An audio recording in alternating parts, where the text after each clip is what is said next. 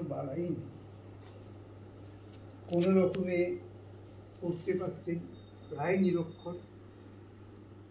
রবীন্দ্রনাথের মতন কবিও ছিলেন না, বিশ্ববিখ্যাত কবি, নোবেল প্রাইজ পাননি। গেটে বা শেক্সপিয়ারের মতন এত নামকরা মানুষও ছিলেন না। সেই সময় কেশব সেনরা বা ঠাকুরবাড়ির লোকজন সামাজিক সাংস্কৃতিক যে ঝড় তুলেছিলেন কলকাতার বুকে, তাও তিনি তোলেননি। গ্রাম্য বালক, বলবো না কিশোর, দাদার হাত ধরে কলকাতায় আসছেন, ব্রাহ্মণ সন্তান, অত্যন্ত দরিদ্র। আজকে তার স্ত্রী এবং তার আদর্শের অনুগামী পুত্র, তাদের ছবি ঘরে ঘরে পূজিত হচ্ছে। কেন কেন ওই আমাদের ছবিতে পূজিত হয় না? আমাদের ছবি তো মানুষের কাছে কোনো দাগ কাটে না। কিন্তু ওই যে মানুষটি, তিনি কি এমন দিলেন আমাদের সমাজের কাছে? পুরনো যে ভারতবর্ষ, আদি যে ভারতবর্ষ, যে ভারতবর্ষে আর্যরা এসে দেখলো এই বিরাট বনভূমি, এত সুন্দর ফসল ফলার জায়গা, আর্যদের একটা অংশ, তো এখানে তো থাকাই যেতে পারে। তারা সভ্যতা গড়ে তুললেন। আর পাশ্চাত্য জগৎ যখন পৃথিবীকে নিজেদের উপনিবেশ বানাবার একটা আপ্রাণ চেষ্টা করছে এবং সফলও হচ্ছে, তাদের সাহসিকতা, তাদের লড়াকু মন সফলও হচ্ছে, ঠিক সেই সময় ভারতীয় আর্য ঋষিরা তারা নিজেদের অন্তরে কি আছে এই বিশ্বকে তৈরি করলো। এই যে আকাশে অগণিত তারা, রোজ যে সূর্য ওঠে এবং অস্ত যায়, এই যে চাঁদ ওঠে, কেন ওঠে, এই যে মানুষ এই পৃথিবীতে আসে, কেন আসে, কোথায় যায়। কিছুদিন পরে একটা শিশু যখন ভূমিষ্ঠ হলো, তার দাঁত নেই। একজন বৃদ্ধ যখন চলে যাচ্ছে, এই পৃথিবী ছেড়ে চলে যেতেই হয়, মানুষ দেখলো যে না, পৃথিবীতে তো থাকা যায় না, চলে যেতেই হবে, তখনও তার দাঁত থাকে না। তাহলে দুইয়ের মধ্যে পার্থক্যটা কোথায়? পার্থক্য একটা জায়গায় যে শিশুর কোনো অভিজ্ঞতা হয়নি এই জগৎ সম্পর্কে, কিন্তু বৃদ্ধটি অনেক অভিজ্ঞতা সম্পন্ন হয়েছেন।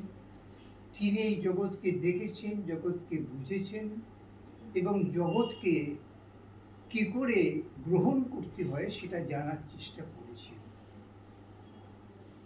রামকৃষ্ণ পরমহংসদেব আমাদের কাছে কেন পূজনীয়? না, আমরা জানি এখানে সব থেকে বড় কথা এই যে আমরা যেখান থেকে এসেছি আমাদের সেখানেই আবার ফিরে যেতে হবে। কিন্তু এই আসা আর ফিরে যাওয়া, যে রাস্তা দিয়ে ফিরে যাওয়া, এসেছি তো নিজের অনেক ইচ্ছায় বা অনিচ্ছায় বা নিজের কর্মফলে যাই বলি, এখানে এসে গেছি পৃথিবীতে, এই জগতে, কিন্তু ফিরে যাওয়ার যে রাস্তাটা বা এখানে যতদিন থাকবো, সেই থাকার সময় কি করে থাকবো, থাকার যে পদ্ধতি বা থাকার যে নিজেকে এখানে গড়ে তোলার যে পদ্ধতি, সেই পদ্ধতির কথা তিনি আমাদের চোখে আঙুল দিয়ে দেখিয়ে গেছেন। কিন্তু আমরা অন্ধ, আমরা সেগুলো দেখেও দেখি না এবং সে পথে হাঁটার কোনো আগ্রহ বা ইচ্ছে আমাদের নেই। একটু আগেই যেটা বললাম, কত দামি আমার মোটরসাইকেল, কত বেশি আওয়াজ তুলে পাড়ার লোককে জানায় আমার মোটরসাইকেলটা এখান দিয়ে যাচ্ছে। আমার গায়ে কত দামি জামা আছে, আমার হাতের ঘড়িটা কত দামি, আমি কত মানুষের থেকে উপরে বাস করছি, কত অর্থবান আমি, আমার বাড়িটা কত সুন্দর। তো একজন সাধু বলছেন যে তিনি একটা বাড়িতে গেছেন, বাড়িতে যাওয়ার পরে সেই গৃহী তাকে ঘুরে ঘুরে যে বাইরে দেখাচ্ছেন, এইটা আমার বসার ঘর, এইটা আমার শোয়ার ঘর, এইটা আমার ছেলের পড়ার ঘর, এই সমস্ত বাড়িটা দেখাবেন। দেখাবার পরে সেই সাধু বলছেন যে আপনার ঠাকুর ঘর কোনটা সেটা তো দেখবেন না। হ্যাঁ, আসুন আসুন বলে কোণে একটা ঠাকুর ঘর আছে, সেই ঠাকুর ঘর দেখাবেন। আমরা কেউ এই পৃথিবীতে থাকার জন্য আসেন, এই পৃথিবী প্রতি মুহূর্তেই পরিবর্তিত হচ্ছে, যাকে আমরা বলি, ইংরেজিতে একটা কথা আছে, change is the আনচেঞ্জিং features of this changing universe. এই যে পরিবর্তিত বিশ্ব, এই পরিবর্তিত বিশ্বের একমাত্র বৈশিষ্ট্য হচ্ছে প্রতি মুহূর্তেই পরিবর্তন ঘটে যাচ্ছে, প্রতি মুহূর্তেই পরিবর্তন ঘটে যাচ্ছে। কোহিনুর বাড়িটা আজকে নেই, অথচ এই বাড়ির প্রচুর কত মমতা ছিল সে তো আমি জানি। আজকের শীতাংশ এখানে নেই, অথচ এই বাড়ির প্রতি কি তার মমতা ছিল সে জানি। সবই ঠিক তাই আছে এবং নেই। এই থাকা না থাকার মধ্যিখানে যে স্প্যানটা, যে সময়টা, এই সময়টা, এই কালটা আমাদেরকে কেমন করে কাটাতে হবে, এইটাই রামকৃষ্ণ পরমহংসদেব আমাদের শিখিয়ে দিয়েছেন। কিন্তু আমরা কি শিখেছি? আমরা কি শিক্ষালাভ করেছি? আমাদের জীবন থেকে প্রতি মুহূর্তে আমাদেরকে আয়নার সামনে দাঁড়াতে হয়, আমায় কেমন দেখাচ্ছে। সব কিছুর পরিবর্তন ঘটিয়ে দিয়েছে বিজ্ঞান। স্টিফেন হকিন্স ওই অবস্থাতে, তার ওই দৈহিক অবস্থা নিয়ে, স্টিফেন হকিন্সের কথা মনে পড়লেই অষ্টবক্র মুনির কথা মনে পড়ে যায়। ওই অবস্থাতেই তিনি অনেক কিছু আবিষ্কার করেছিলেন, অনেক কিছু দিয়েছেন। বিজ্ঞান আমাদের অনেক কিছু দিয়েছে, কিন্তু প্রতি মুহূর্তে আমি দেখছি আমার মনের খবরই তো আমি রাখি। আমি আমার ছেলের মুখ দেখি না, আমার ছেলে আমার মুখ দেখে না, আমার মেয়ে আমাকে পরিত্যাগ করেছে, আর আমার স্ত্রী আমাকে পরিত্যাগ করে 500 মাইল দূরে গিয়ে আছে, কারণ সে আমার সঙ্গে থাকতে পারে না। ঠাকুর রামকৃষ্ণ পরমহংসদেব তাকে ম্যাক্স মুলার, জার্মানির দার্শনিক, তিনি লন্ডনে অধ্যাপনা করতেন, দর্শনের অধ্যাপনা করতেন। ছোটবেলা থেকে তিনি একটা ছবি দেখেছিলেন, আমাদের কাশী বিশ্বনাথের একটা ছবি দেখেছিলেন, ওখানকার ঘাটের একটা ছবি দেখে তার মনে হয়েছিল আমি একবার ভারতে যাব। এত আকর্ষণ করেছিল তাকে কাশী, যে তার মনে হয়েছিল এই ভারতে যাব। কিন্তু ভারতে তার আসা সম্ভব হয়নি। তিনি লন্ডনেই ছিলেন, ওখানেই অধ্যাপনা করতেন। কিন্তু তিনি সংস্কৃতের প্রতি একটা অসাধারণ আগ্রহ ছিল, যা আমাদের দেশ থেকে তুলে দেওয়া হয়েছে। আমাদের বলা হয়েছে সংস্কৃত করে কি হবে, তুমি কি পুরোহিতগিরি করবে, ওটাকে উঠিয়ে দাও। সারা বিশ্বে যে ভাষাটা চালু আছে, আপনি পৃথিবীর যেখানেই যান এই ভাষাটায় কথা বলতে পারবেন, সেটা ইংরেজি ভাষা, সেটাকেও প্রায় উঠিয়ে দেওয়া হয়েছে। অথচ আমাদের স্বামী বিবেকানন্দের সময় তিনি যখন বিদেশে গেলেন, তখন ইংরেজি ভাষায় কথা বলতে তাকে হয়েছিল।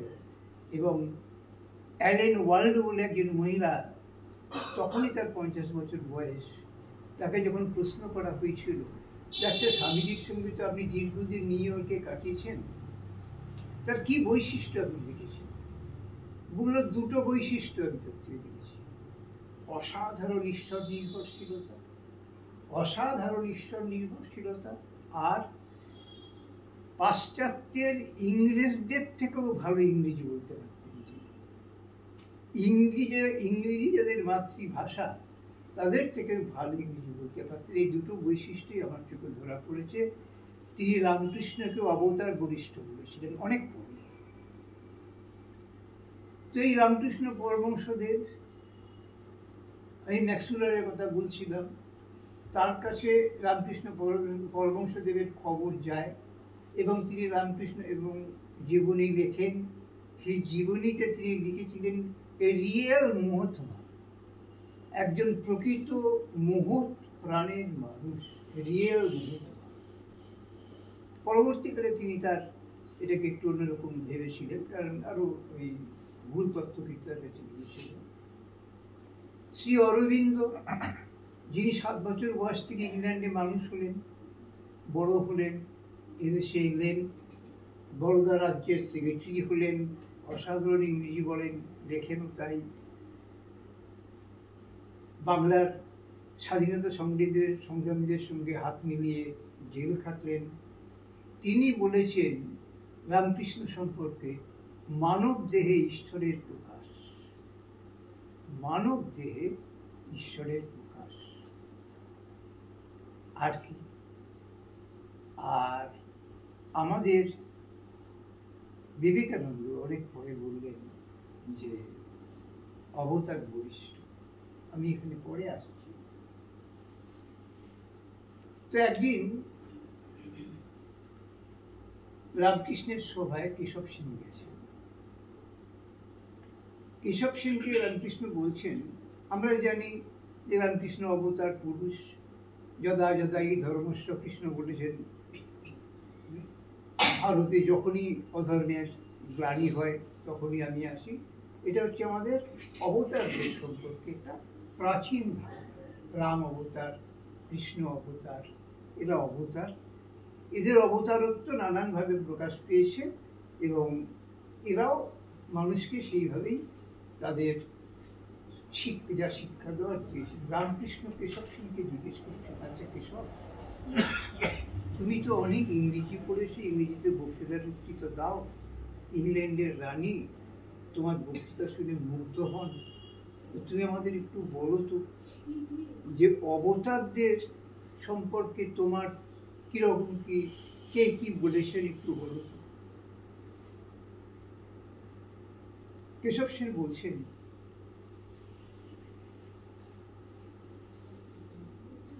মানুষের মধ্যে গৌতম বুদ্ধ তিনি অনন্ত সন্ধান পেয়েছিলেন। তিনি ছিলেন করুণার অবতার। কেন করুণার অবতার? না, ছোটবেলায় একটা হাঁসকে বাঁচাবার জন্য তার চেষ্টা, একটা পাখিকে বাঁচাবার জন্য তার চেষ্টা, বড় হয়ে তিনি বিম্বিসারকে বলেছিলেন, আপনি সন্তান লাভের জন্য যে পাঁঠাগুলি দিচ্ছেন, ছোট্ট শিশু পাঁঠা, তাকে বলি না দিয়ে আমাকে বলি দিন, আপনার আরও অনেক ভালো, মানে আপনার সন্তান অনেক ভালো হবে। যাই হোক, তো তিনি অবতার। এই বলে যখন থেমেছেন তখন রামকৃষ্ণ প্রশ্ন করছেন তাকে, আচ্ছা অবতারের শক্তিকে তুমি আর কিভাবে প্রকাশ করতে কাউকে দেখেছো কি? কেশব সেই ইঙ্গিতটা ধরেছেন। ইঙ্গিতটা ধরে বলছেন যে মানুষের মধ্যে যে ঈশ্বর আছে, মানুষের মধ্যে যে দেবতা আছে, সেই দেবতাকে যিনি প্রকাশ করেন, অর্থাৎ ঈশ্বর যখন নিজে প্রকাশিত হতে চান, ঈশ্বর যখন বেরিয়ে আসতে চান কৃপা করে, তখনই সেই অবতারের শক্তি প্রকাশ পায়। তো ইনি হচ্ছেন আধুনিক অবতার। আধুনিক অবতার মানে কি? জিন্সের প্যান্ট পরেন, চকর বকর জামা পরেন, হাতে ঘড়ি বা হাতে কি মোবাইল আছে? না। আধুনিক অবতার মানে হচ্ছে যুগের পরিবর্তনের ক্ষেত্রে, সত্যযুগ, ত্রেতা যুগ, দ্বাপর যুগের ক্ষেত্রে যে পরিবেশ, যে সমাজ ব্যবস্থা ছিল, এই কলিযুগে কিন্তু সেই সমাজ ব্যবস্থা, সেই পরিবেশ সেটা নেই। তাই এটা আধুনিক যুগ। রামকৃষ্ণকে বলা হচ্ছে যে গ্রাম থেকে আসা এই অশিক্ষিত মানুষটা, যিনি এই পৃথিবীতে জন্মগ্রহণ করেছেন কিন্তু কিছুই জানেন না, যেখানে আগেই বলেছি রবীন্দ্রনাথের মতন কবি তিনি নন, তিনি গেটে নন, তিনি শেক্সপিয়ার নন, কিন্তু তিনি বলতে পেরেছিলেন, মাথা উঁচু করে বলতে পেরেছিলেন, আমি হচ্ছি দেবতাদের থেকেও প্রাচীন, আমি হচ্ছি সেই তৈত্তরী উপনিষদের ভাষায় কেবল ঈশ্বরের সেই সত্যের পুত্র, প্রথম সুজাত পুত্র। রামকৃষ্ণ বলতে পেরেছি। মানেটা কি? মানেটা হচ্ছে এই যে আমি এই জগতে এমন একজন ব্যক্তিত্ব রূপে এসেছি যে ব্যক্তিত্ব এই জগৎটাকে দুহাতে ধরে নাড়িয়ে দিয়ে তোমার করণীয় কি, মানুষের করণীয় কি, মানুষ কি করবে আমাকে দেখাতে নয়, এমন কেমন আমায় দেখতে সেটা নয়, আমি কি পোশাক পরি সেটা নয়। তিনি শ্রীমকে বলছেন, তোমায় তো আমি একটা ধুতি আনতে বলেছিলাম, দুটো এনেছো কেন, একটা ফেরত নিয়ে। অর্থাৎ ত্যাগের সম্রাট সেই তিনি বলছেন যে আমি সত্যের প্রথম জাত সন্তান, সত্যের প্রথম জাত সন্তান। তার সম্পর্কে ম্যাক্স মুলার কি বলেছেন, অরবিন্দ কি বলেছেন। আর তার মৃত্যু একদিন আগে যখন বিবেকানন্দ মনে মনে ভাবছে ইনি কি সত্যি ভগবান, মনে মনে ভাবছে, তিনি চোখ খুলে বললেন, এখনো তোর জ্ঞান হলো না? এই দেহে যে রাম, যে কৃষ্ণ, সেই মিলে রামকৃষ্ণ, তবে তোর বেদান্ত মতে। এই বেদান্ত কি সে নিয়ে আমরা পরে বলব। রামকৃষ্ণের ভাষায় স্বার্থগন্ধহীন, স্বার্থগন্ধহীন এমন কোনো মানুষ যখন আমাদের মধ্যে থাকেন এবং যখন আমাদের মধ্যে থেকে তার নিষ্কাম কর্মের পুণ্যের যে সজীব রূপটি আমাদের সামনে তুলে ধরেন এবং সেই রূপের থেকে যে প্রকাশিত প্রভাব তা যে কোনো মানুষের দুঃস্বপ্নের মধ্যেও গিয়ে স্পর্শ করে, তখন সে জেগে উঠে বলে যে ইনি অবতার, ইনি আমার মধ্যে পরিবর্তন ঘটিয়ে দিয়েছেন, আমি নিজেকে পরিবর্তিত করেছি। 1 জানুয়ারি 1886 রামকৃষ্ণ গিরিশ ঘোষকে সবাই আমতলায় জড়া হয়েছে 3টের সময়। তখনকার দিনে 1 জানুয়ারি ছুটি থাকতো, ভক্তেরা গেছে, ঠাকুর তখন কাশীপুর উদ্যানবাটিতে। সবাই জানেন তিনি নেমে এসেছেন 3টের সময়। তার শিষ্যরা, সন্ন্যাসী শিষ্যরা সব রোদে দিচ্ছে। তিনি এসে দেখেন গিরিশ বসে আছে, তো বলছেন, আচ্ছা গিরিশ, তুমি যে আমার সম্পর্কে এত বলো, তুমি কি দেখেছো, কি বুঝেছো? আমার গিরিশ ঘোষ হাঁটু গেড়ে বসলেন, হাত দুটো জোর করে বললেন, ব্যাস বাল্মীকি যার হত্যা করতে পারেনি, আমি তার সম্পর্কে কি বলবো? ব্যাসদেব মহাভারত লিখেছেন, আমরা জানি। মহাভারত মানুষের জীবনের সংগ্রাম, অর্জুন সমস্ত মানব সমাজের প্রতিনিধি, আর কৃষ্ণ ঈশ্বরের প্রতিনিধি। ঈশ্বর মানুষকে বলছেন কি করতে হবে, কর্ম করতে হবে। কিভাবে কর্ম করবে? নিষ্কামভাবে কর্ম করবে। তুমি ক্ষত্রিয়, তোমার কাজ যুদ্ধ করা, তুমি যুদ্ধ করবে। আর রাম সত্য অবলম্বন করার জন্যে, পিতৃসত্য পালনের জন্যে সেই কষ্ট ভোগ করেছেন। কৃষ্ণ কষ্ট ভোগ করেছেন, অর্জুন কষ্ট ভোগ করেছেন, স্বামীজি কষ্ট ভোগ করেছেন, রামকৃষ্ণ পরমহংসদেব কষ্ট ভোগ করেছেন।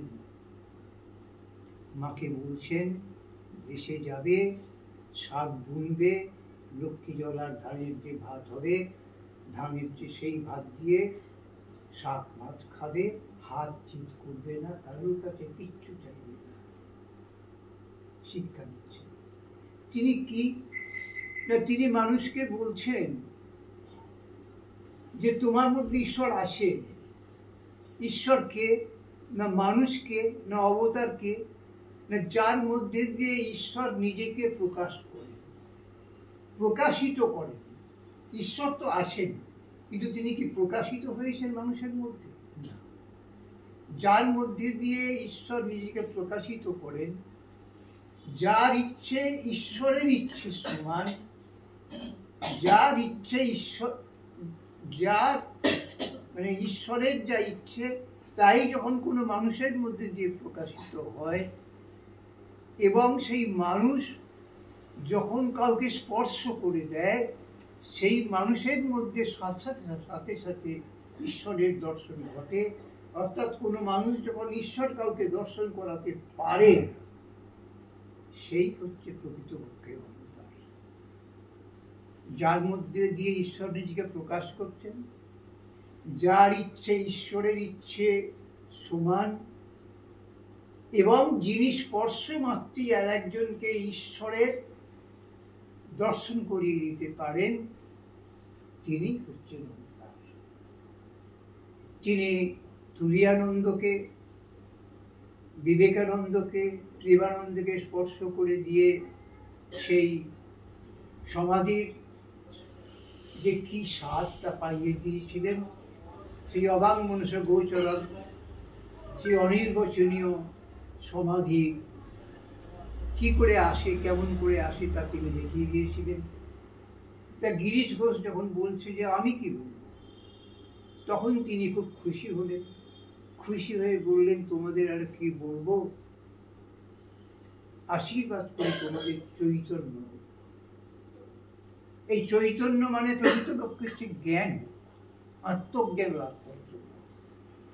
এই যে জগৎটাকে আমরা দেখছি, এই জগৎ যিনি সৃষ্টি করেছেন তিনি হচ্ছেন, তাকে বলা হয় ব্রহ্ম।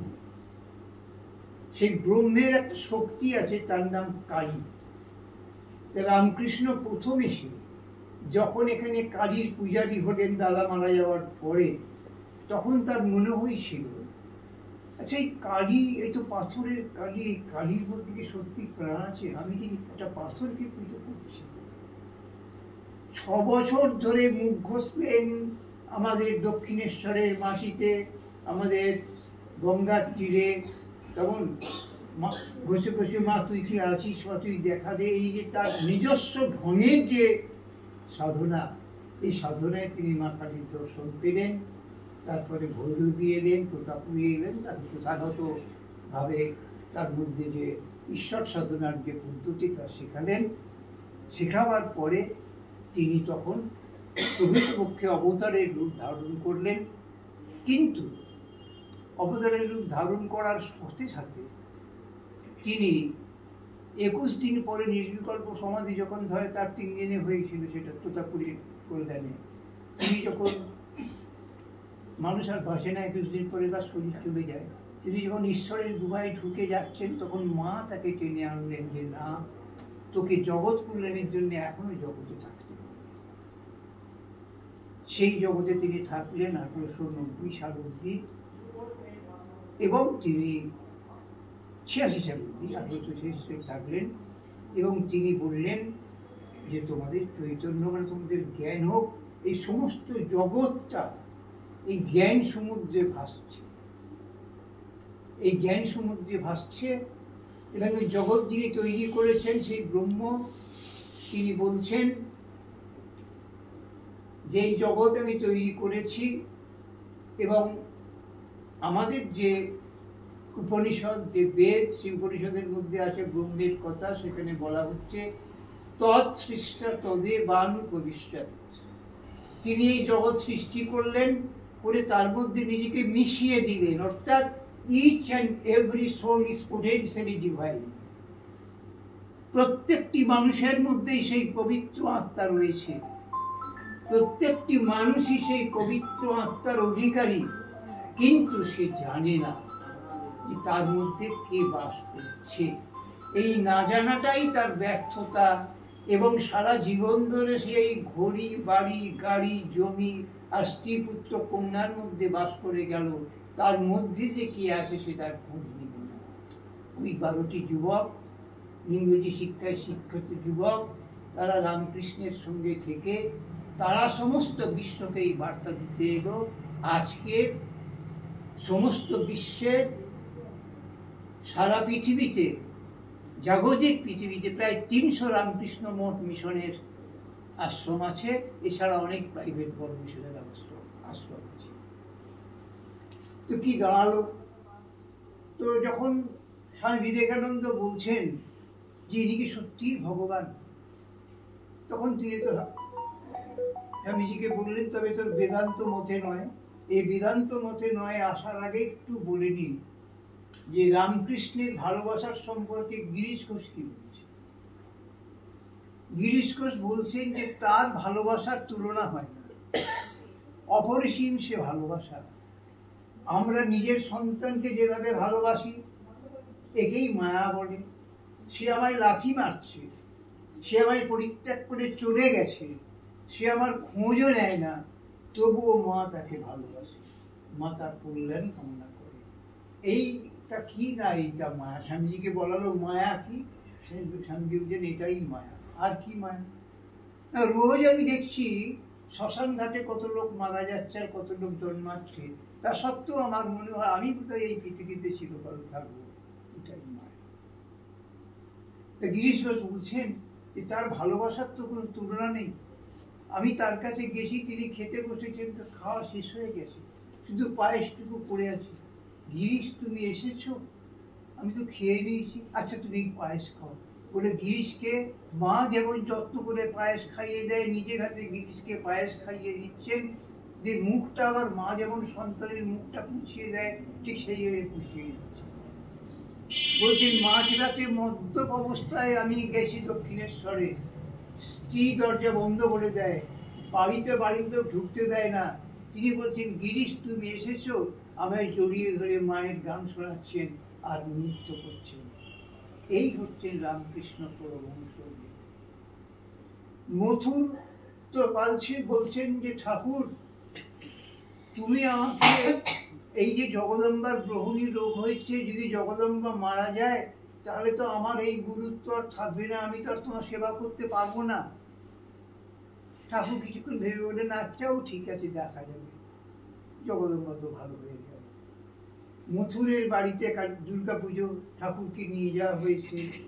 ঠাকুরকে মথুরের স্ত্রী জগদম্বা নারী বেশে সাজিয়ে দিয়েছেন, সমস্ত গয়না পরিয়ে দিয়েছেন। ঠাকুর চামর নিয়ে মথুরের বাড়িতে মা দুর্গাকে চামর বলাচ্ছেন। তেমন সময় মথুর এসছেন, এসে দেখছেন এই মহিলায় তো কোনোদিন দেখিনি আমাদের বাড়িতে। তো পরে জিজ্ঞেস করছেন জগদম্বাকে, আচ্ছা ওই মহিলাকে, বলে চিনতে পারবেন? বলে না তো, ঠাকুর তো, ঠাকুর আপনাকে মধুর বেশে সাজিয়ে দিয়েছি, নারী বেশে সাজিয়ে দিয়ে সব দেয়, তুমি চিনতে পারবে। মথুর তো 3 দিন পুজোর পরে চোখ ফোক লাল করে বলছে ঠাকুরকে বিসর্জন করা চলবে। ঠাকুর 3 দিন পুজো পেয়েছে, সারা বছর ঠাকুর ঘরে থেকে পুজো, কেউ যেতে পারছে না কাছে। তিনি বলেই চলেছেন যে, মানে তার তখনকার ভাষায়, তিনি তো দাপুটে জমিদার ছিলেন, যে না ঠাকুরের গায়ে কেউ যদি হাত দেয়, মা দুর্গার গায়ে কেউ যদি হাত দেয়, তো তার মুন্ডু আমি আর পাবো। কে যাচ্ছিলেন? সবাই বোঝাতে যাচ্ছে, পুরোহিত যাচ্ছেন, প্রতিটি মানুষ যাচ্ছেন, সবাই যাচ্ছেন, কিন্তু মথুর সেই এক বন্ধু বসে আছেন। জগদম্বা ঠাকুরের কাছে গেলেন, ঠাকুর এই তো অবস্থা, তুমি একটা কিছু করো। ঠাকুর ঘরে ঢুকে মথুরকে ডাকলেন, মথুরের পিঠে হাত দিয়ে বলছেন মথুর, 3 দিন তোমার মা তোমার বাইরের দেউড়িতে তোমার ঠাকুরের যে দালান সেখানে বসে পুজো নিয়েছেন, এখন সকালে ঘট নাড়া হয়ে গেছে, এখন তুমি একটা মাটির প্রতিমা বানাচ্ছ, এর বেশি তো কিছু নয়, তোকে তো বিসর্জন দিতেই হবে। কিন্তু এই 3 দিন পরে বাকি 365 দিন থেকে 3 দিন বাদ দিলে যে কদিন থাকে, তিনি তোমার এই ভেতরে, বলে বুকে যেই হাত দিলেন, এই ভেতরে বসে পুজো নেবেন, তুমি তাকে এখানেই পুজো করবে। মথুরের পরিবর্তন ঘটে গেল। মথুর বলল হ্যাঁ, মাকে জলে আসি। এই হচ্ছেন ঠাকুরের অবতারত্বের 2-1টা জিনিস। মাঝির পিঠে আর এক মাঝি চড় মেরেছে, ঠাকুরের পিঠটা লাল হয়ে ফুটে উঠেছে। অদ্বৈত বেদান্তের প্রমাণ, অর্থাৎ অভেদ জ্ঞান। মানুষে মানুষে আমি মনে করি আমার থেকেও আলাদা, ওর থেকে আমি আলাদা, আমার থেকে সে আলাদা, কিন্তু না, বেদান্তের মূল কথা হচ্ছে অভেদ জ্ঞান। আমি আর তুমি এক, আমরা সবাই এক পরমাত্মার থেকে এই আত্মায় পরিণত হয়ে এখানে আছি, আমরা সবাই পরমাত্মায় মিশে যাব, এবং পরমাত্মাতেই মিশে যাওয়া আমাদের একমাত্র পথ এবং চিন্তা, এবং আমাদের পরিণতিও তাই। তাই ঠাকুর তাকে বলেছিলেন অদ্বৈত বেদান্ত মতে মানুষের মধ্যে কোনো ভেদ নেই। গীতার দ্বাদশ অধ্যায় দেখবেন একদম প্রথমেই অর্জুন প্রশ্ন করছে কৃষ্ণকে, আচ্ছা সখা, দ্বাদশ অধ্যায়, একাদশ অধ্যায় হয়ে গেছে, বিশ্বরূপ দর্শন হয়ে গেছে, তখন তার যা মনের মধ্যে ছিল তখন তো অর্জুন বুঝতে পেরেছেন কার সঙ্গে আমি এতদিন সখা বলে ছেকেছি। আচ্ছা তোমাকে যারা পুজো করে আর যারা অক্ষর ব্রহ্ম মানে আমাদের ব্রহ্মের পুজো করে তাদের মধ্যে কে যোগবিত্ত, কাকে তোমার প্রিয় বা কে তোমার শ্রেষ্ঠ বলে মনে করে? বুঝে দেখো, যারা আমাকে পুজো করে তারা আমার প্রিয়, কিন্তু যারা অক্ষরে পুজো করে তারাও আমার প্রিয়, তারাও আমাকে পায়, কিন্তু অনেক কষ্ট করতে হয় তার জন্য তাদের অনেক পরিশ্রম করতে হয়, অনেক কষ্ট করতে হয়। আপনারা দেখবেন এই যে পরিশ্রম এবং কষ্ট ভারতের মুনি ঋষিরা যুগ যুগ ধরে করে গেছে। তারা বিকেলে কি খাবো, এই যে নর্মদা নদীতে যারা পরিক্রমা করে 2 বছর 3 বছর ধরে একবার মাত্র দিনে আহার করে আর পদব্রজে সমস্ত নর্মদা পরিক্রমা করে, যারা যমুনেত্রী গঙ্গোত্রী কিংবা গোমুখে বসে দিনের পর দিন ধ্যান করে যাচ্ছে, কিসের আশায়, কেন, কি পাবে তারা? তারা তো আমাদের মধ্যে এত শৌখিন জীবনযাপন করছে না।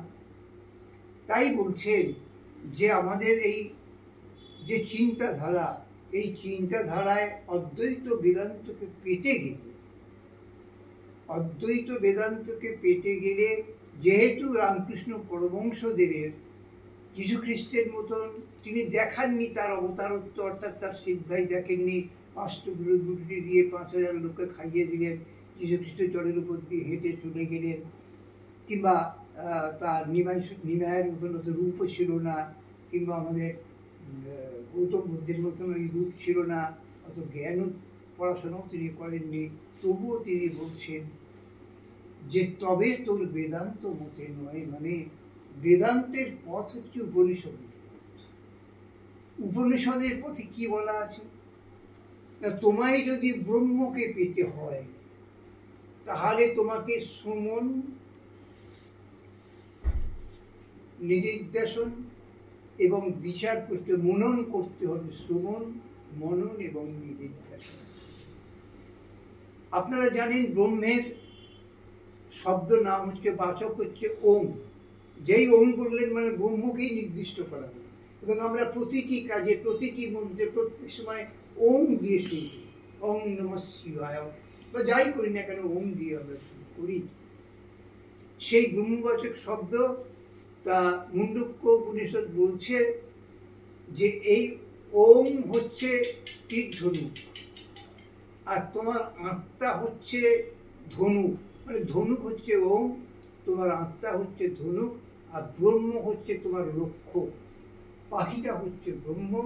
অর্জুন তুমি তীর ধরেছো, ধনুকে তীর লাগিয়েছ, পাখির চোখে তোমার ধনুকটা লাগো। ঠিক ব্রহ্মকে তুমি জ্ঞান করো, ব্রহ্মকে তুমি ধনুক দাও, অর্থাৎ তুমি ধ্যানের মধ্যে দিয়ে করো। সেই ধ্যান আমাদের উপনিষদে 4টে আপ্ত বাক্য আছে, অয়মাত্মা ব্রহ্ম, জ্ঞান ব্রহ্ম, তত্ত্বমসি, অহং ব্রহ্মাস্মি। 4টে উপনিষদ, মানে বিভিন্ন উপনিষদের এই 4টে বাক্য আছে। এই বাক্য, প্রত্যেকটি বাক্যের অর্থ হচ্ছে যে আমি স্বরূপত ব্রহ্ম, আমি স্বরূপত সোহম, আমি সেই অহম। একে পাওয়ার কি রাস্তা আছে, কি উপায় আছে? উপায় হচ্ছে শ্রবণ, মনন, নিদিধ্যাসন। নিদিধ্যাসন, শোনো, কি শুনবে না, গুরুর মুখ থেকে ওই 4টে আপ্তবাক্যকে শুনবে। শুনলে কি মনন করবে, বিচার করবে। তুমি নিজের মনকে দিয়ে বিচার করো যে গুরু যা বলছেন তাকে ঠিক, তা কি আর সেই পথ কি আমার পথ, আমি কি সেই পথে চলবো? ওই যে কৃষ্ণ বলেছিল যে আমাকে যারা পুজো করে, অর্থাৎ দ্বৈতবাদী, আগে তুমি দ্বৈতবাদের পুজো করো, পরে অদ্বৈতবাদ নিরাকার ব্রহ্মের পুজো করবে। আগে মাখারি রাস্তা আটকে আছেন, ঠাকুর বলছেন মাখারি রাস্তা আটকে আছেন, আমি আমার জ্ঞান ওসি দিয়ে মাখারিকে দ্বিখণ্ডিত করে আমি নির্বিকল্প সমাধিতে চলে গেলাম। তাই শ্রবণ মনন হচ্ছে বিচার করুন, কোন বিচারের ফলে তুমি সেই ব্রহ্মজ্ঞানী হয়ে জন্মকে করো। তারপর যখন বিচার করবে, বিচারে যখন তুমি বললে হ্যাঁ আমি এই পথেই যাব, তখন নিদিধ্যাসন মানে হচ্ছে যখন দেখবেন তেল ঢালে, অনির্বাণ তেল ঢেলে যাচ্ছে, কেবল একেবারে তৈল ধারাবত আমরা বলি, যে অনর্গল ঢেলে যাওয়া, অর্থাৎ সেই ধ্যানের মধ্যে কোনো কোনো ব্রেক নেই, কোনো ভঙ্গ নেই। সেই ধ্যানকেই যতক্ষণ না পর্যন্ত আমি সেই ঈশ্বরে মিলিত হতে পারছি, নির্বিকল্প সমাধি লাভ করতে পারছি, আমি ধ্যান করি। ঠাকুর 3 দিনে এটা লাভ করেছিলেন। কারোর কারোর অনেক বেশি লাগে, তোতাপুরি বললো এত সহজে হয়ে গেল। যাই হোক, সেই নিদিধ্যাসন, কিন্তু সুমন মনন নিদিধ্যাসন তো করবো, তার কি এতই সুবিধা? সবাই তো তারা করতে হবে। দোকানে গিয়ে বললাম 1 কেজি সুমন দাও, 1 কেজি 2 কেজি এ দাও, বিচার করার জিনিস দাও, মনন দাও, নিদিধ্যাসন দাও। সুমনের অনেক অনেক বাধা আছে। সে বাধাটা কি? দোষ আছে, মল দোষ থাকে।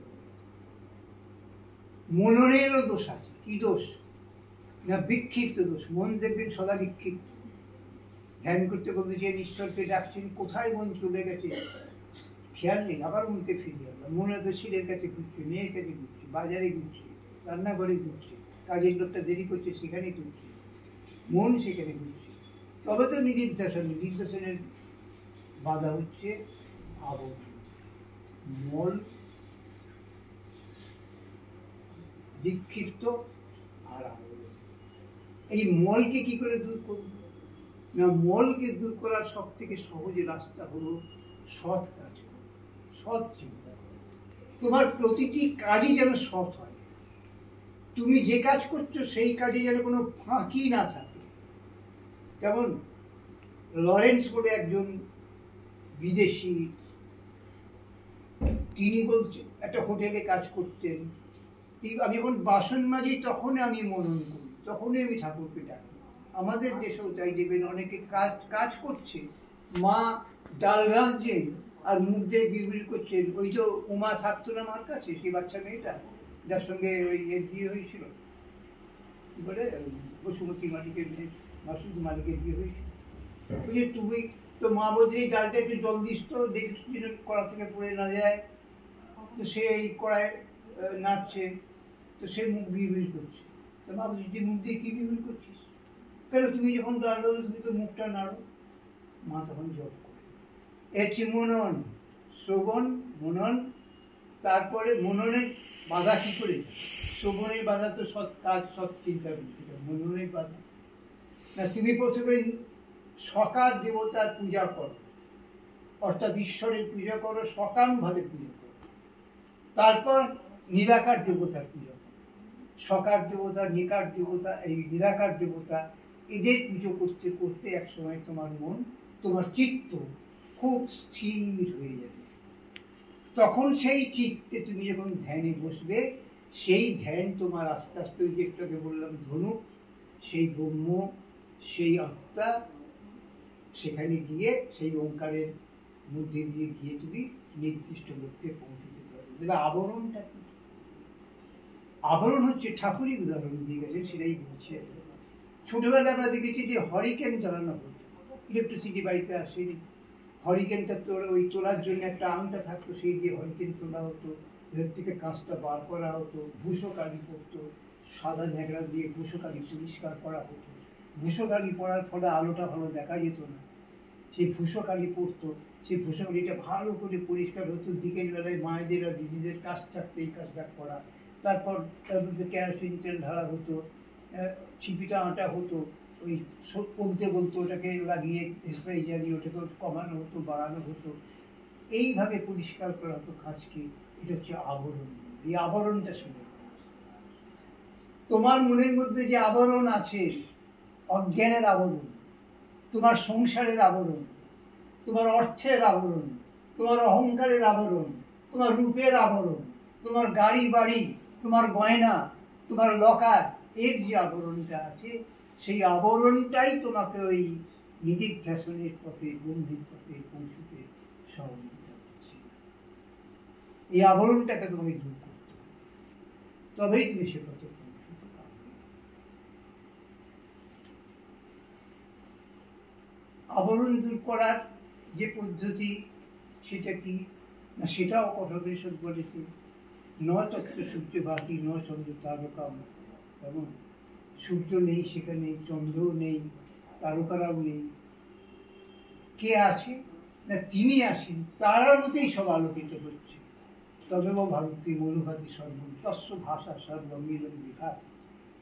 কেমন তার আলোতেই সবকিছু আলোকিত হচ্ছে, চাঁদের আলোতে নয়। চাঁদের আলো সেখানে পৌঁছয় না, সূর্যের আলো সেখানে পৌঁছয় না। আত্মার আলোতেই তোমার অন্তঃকরণটা আলোকিত হয়ে আছে, কিন্তু এই আবরণের জন্য তুমি সেই আলোটাকে দেখতে পাচ্ছ না, সে আলোয় আলোকিত করতে পারছো না। এর বাংলা করলেন স্বামী, নাই সূর্য, নাই জ্যোতি, নাই শশাঙ্ক সুন্দর, ভাসে গমে ছায়া সম, ছবি বিশ্ব চরাচর, অস্ফুট মন আকাশে জগৎ সংসার ভাসে, উঠি ভাসে ডুবে পুনো অহংসতে নিবন্ধ। কবি বলছেন, আমার অনাদি ঘরে, আমার অনাদি ঘরে অগণ্য আলোক দীপ্যমান, মোর ঘরে ভিত্তি চিরন্তন, সত্য শান্তি দয়া প্রেম। মোর ঘরে ভিত্তি চিরন্তন, আমার অনাদি ঘরে অগণ্য আলোক দীপ্যমান, নীলিমা দুরন্ত অনন্ত নীলিমা মাঝে। অনন্ত যে নীলিমা, আমার ভেতরেই তো অনন্ত, তিনি অনন্ত, তার পথ অনন্ত, তার কাছে পৌঁছানোর পথ অনন্ত, এবং তার ভাবও অনন্ত। আমার মধ্যে যে অনন্ত আছে, সেই অনন্তর যে অগণিত আলোক জ্বলছে ভেতরে, সেখানে আর কি আছে আমার ঘরে? সত্য শান্তি দয়া প্রেম। একে জাগরিত করো, একে জাগরিত করো। ইনি জেগে উঠলেই, সে আলোক যখন তোমার মধ্যে তোমাকে অন্তঃকরণকে আলোকিত করবে, তখনই তুমি তার সাক্ষাৎকার পাবে, তার কৃপা লাভ করবে।